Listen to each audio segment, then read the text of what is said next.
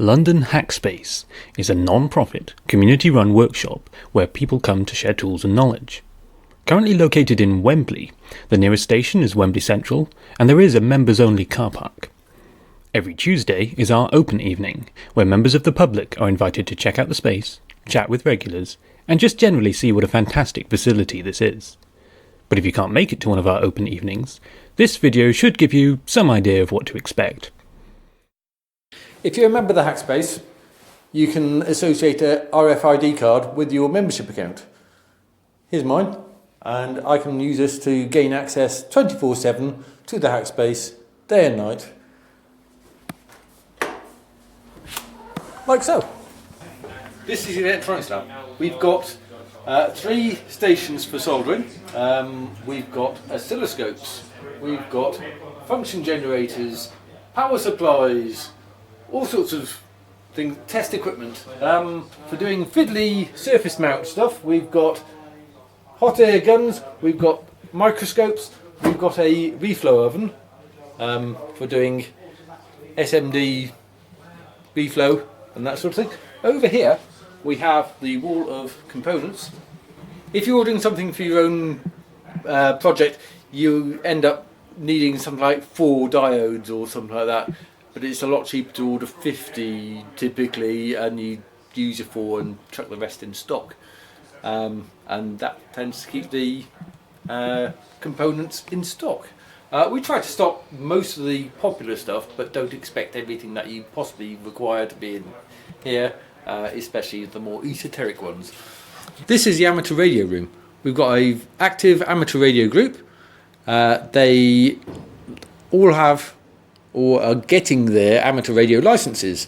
So if you want to transmit on the amateur frequencies, you'll need a license. They can help you if you are interested to get your amateur radio license.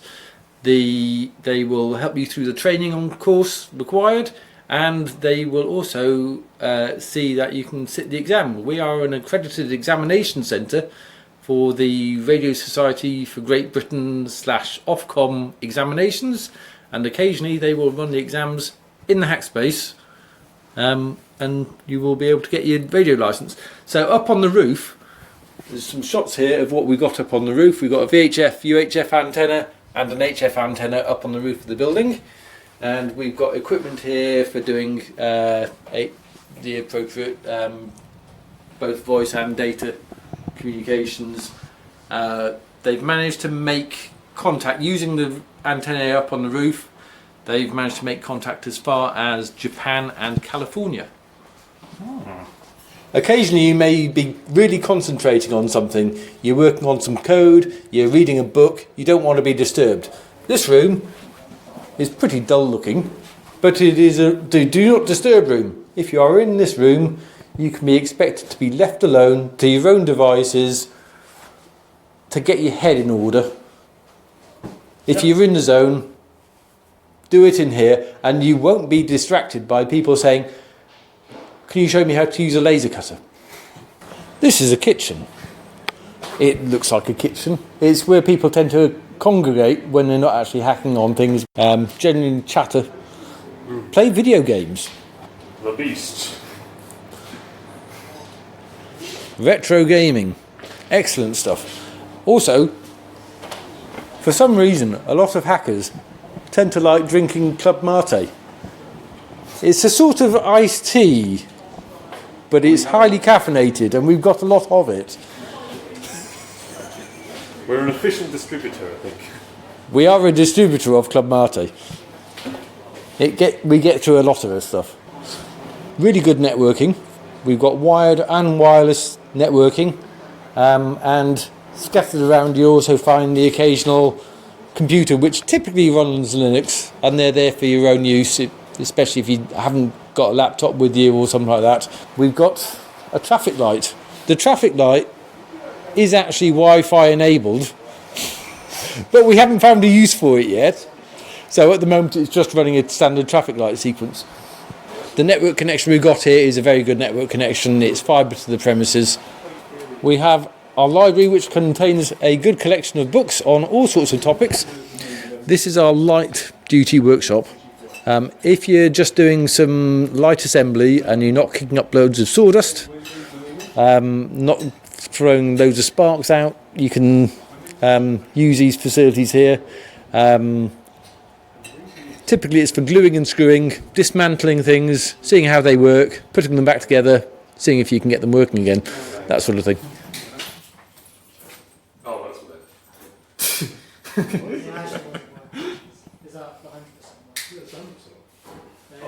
Do not be on fire is rule 0 of the Hackspace. Do not be on an uncontrolled fire. It's fine if the fire is controlled.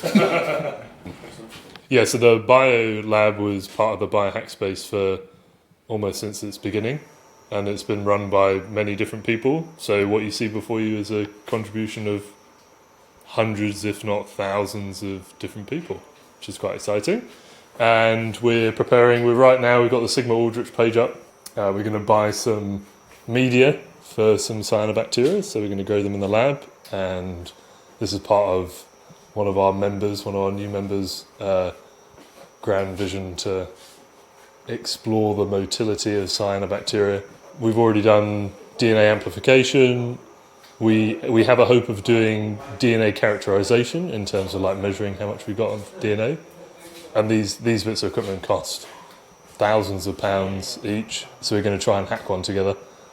Again, using like the wider Hackspace facilities, because, well, the BioLab couldn't exist without the Hackspace. So we've got a BioLab robot, which has allowed us to do some nice time-lapse stuff, and got a laminar flow hood. This is a big pressure cooker, and we can make sterile media in it. Here are some glass Petri dishes ready to go into it if we wanted to sterilise them. In the metalworking area, we have got all sorts of things for metalworking and other things. A donkey saw, which is great for cutting metal stock into shape and size. We've got pillar drills.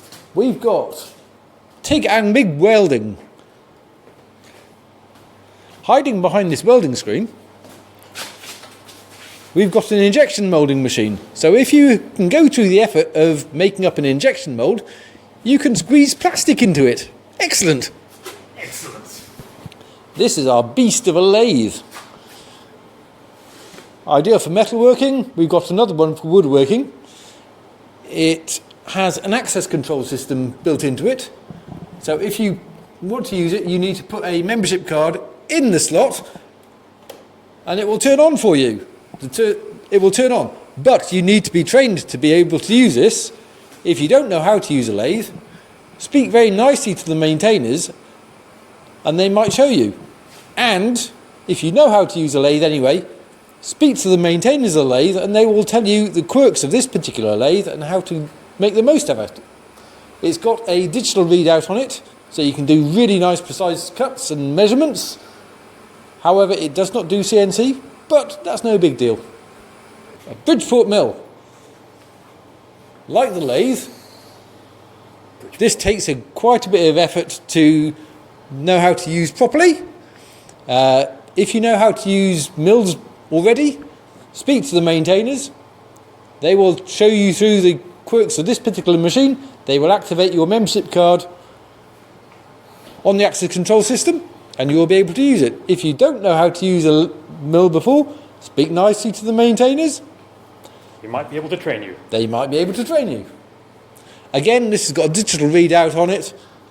Doesn't do CNC, but it's got a digital readout so you can get really nice precise measurements and really precise accurate cuts. Not exactly metalworking, but we can only fit this in this room. This is our laser cutter. It's got an A0 bed on it. It can cut through MDF, it can cut through nylon, it can cut through Delrin, it can cut through plywood, it can cut through polar fleece, cardboard, card, all sorts of lightweight stuff. However, when you're cutting anything with a laser, you've got to remember that it works by burning things. When you burn things, it outgasses what it is made out of. So if you cut through something like PVC, that will generate chlorine gas. Chlorine gas we don't want in the Hackspace. Generally, don't poison your friends. Good idea. Again, this has got a training requirement on it. There's a bed, there's a laser which will cut nicely. It's quite a fast laser. It's quite a fairly powerful one if you're used to the smaller ones at schools and colleges and that sort of thing. So it doesn't take that long to do your cuts. Because the laser tube, the CO2 laser tube, has got a limited lifespan, we need to have sort of a savings pot for next time we need to replace these CO2 lasers. And so we charge £6 per hour for using the laser. So we've got enough money in the kitty for next time we need to replace a tube. Training courses for this tend to be about every fortnight, and the training course lasts about an hour and costs £5. Quite a bargain. Pretty much a bargain. All the information about what you can cut and what cutting parameters are all stored on the London Hackspace wiki. And if you're not sure about what you're cutting and whether you should be cutting it, speak to the maintainers and they will advise you whether or not it's a good idea or not. Sometimes you need to go somewhere where you've got plenty of ventilation. Let's say you're doing spray painting, if you're MIG welding. If you're MIG welding and you spend a lot of time in a confined space with the argon gases flowing, you might get a bit lightheaded, so you might want to do it outside in this area where we've got what we call the cage. Plenty of ventilation in here. So if you're spray painting, if you're mixing up smelly resins, that sort of thing, you can do it here. Also out here we've got a bench grinder. So if you've got sparks flying, you probably don't want to be doing that indoors where there might be things which might set fire. We've got a sandblasting cabinet. You won't be able to see anything inside of there. You can't really see much inside there. But I'm sure if you use them, you can see inside there. It doesn't look like much, but it's a sandblasting cabinet, ideal for cleaning up dirty metal bits and pieces, cleaning paint off stuff, cleaning engine components from Land Rovers. That's what they're used for. We've got a linisher. That generally fires off loads of sparks and that sort of thing. We also have a car park. We have a car park. We've got a third of the car park out the back here. It can be used not just for parking cars, but for larger projects. If you like your engineering to be on the small scale, this is a model maker's workshop, where there are smaller versions of other metalworking tools. Here is a dinky little lathe. Isn't it the cutest? Such great use of space, actually. There's It's storage really all the way quite, up to the really quite busy in here, yes. storage everywhere. And some of the bits which have been made are really quite intricate. Most of this is model railways, but we have had it used for model aeroplanes. Jewellery making has been done in here, because most of the tools and stuff are common between that lot sort of thing. Okay, this is our 3D printing room. Here we've got two Lulzbot minis. They're both set up to do rigid filament at the moment. We provide the filament, and you require training for this. The training is pretty straightforward. It takes about an hour. We tend to run training sessions about every fortnight. The printers have got a 15 centimetre cubed bed, so the build area can be up to 15 centimetres by 15 centimetres by 15 centimetres. 3D printing works by squeezing hot plastic out of a nozzle, a heated nozzle, onto a build plate, and it's not the fastest of ways of manufacturing things, but it's great for prototyping. We provide the filament. You pay for the filament that you use, which is pretty cheap. It's only 50 pence per metre on the filament, and you pay for £1.50 per hour when you're actually using the tools. This is a woodshop. In the woodshop we've got table saws. We've got a large table saw, which is great for cutting huge boards down to shape. We've got a smaller table saw, which is really designed for use on building sites, but it's also quite useful for more intricate saw work. We've got a planer. Over here, if you follow me around here, we've got pillar drills, we've got scroll saws, we've got band saws, one small one on the floor there, we've got a big one there which is currently being set up. We've got a number of hand tools, we've got a number of power tools, jigsaws, skill saws, that sort of thing. Plenty of benches for doing assembly, a pile of scrap wood. If you're doing your own projects, don't expect there to be everything that you need here. Buy your own wood. But if you're just tinkering around, trying to practice your joints and that sort of thing, you might find something which you can use here. Here is our woodworking lathe. We've got a circular sander. There's another circular sander, which I haven't used yet. And these will eventually be connected up via central extraction. This is a planer, which we have in here. And that is a radial arm saw under construction. We just need to finish off the bench work. If you know one end of a chisel from the other, and you know not to use it for opening cans of paint, we will show you where all the nice chisels are kept and where all the nice planes are kept. Again, if you don't know how to use a plane, ask nicely, we'll show you how to do it. In here we've got the craft and textiles room. We've got a number of sewing machines, domestic, industrial and even antique sewing machines. This knitting machine was originally made in the early 1980s and it can do 2 different yarns and it will do different patterns. Switch the yarns according to a pattern.